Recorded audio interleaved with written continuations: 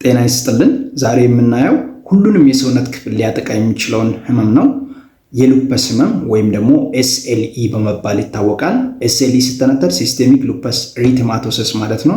እንግዲህ ይህ ህመም በሁሉም የሰውነት ክፍል ላይ ጉዳት ማድረስ የሚችል ህመም ሲሆን የሚከሰተውም በሰውነት ውስጥ ያሉ በሽታን የሚከላከሉ ሴሎች የተለያዩ ሴሎችን ወይም የገዛ ሴሎችን ወይም ህዋሳትን ማጥቃት ሲጀምሩ ነው።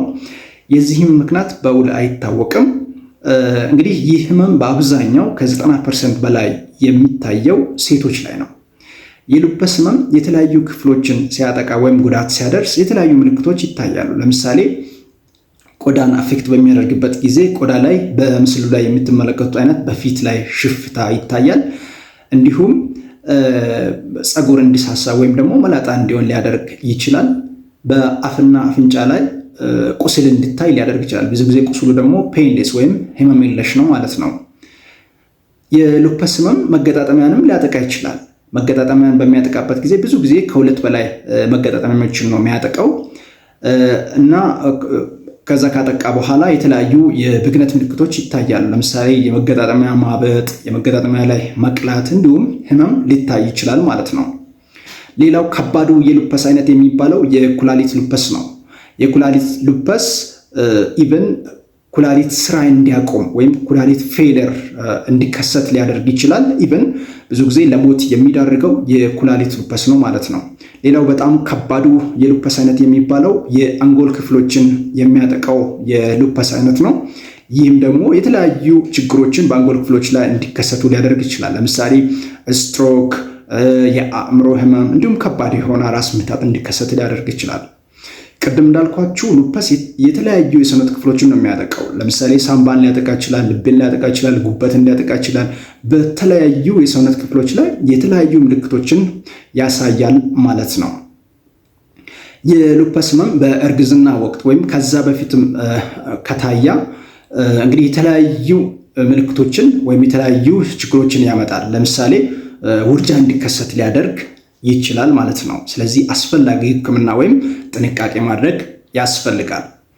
ሌላው ወደ ዲያግኖሲስ ወይም ይህንን ህመም እንዴት ማወቅ ይቻላል ወደሚለው ስንመጣ የሉፐስ ህመምን ዲያግኖስ ለማድረግ አንደኛ የታካሚው ታሪክ ወይም ሂስትሪ ያስፈልጋል።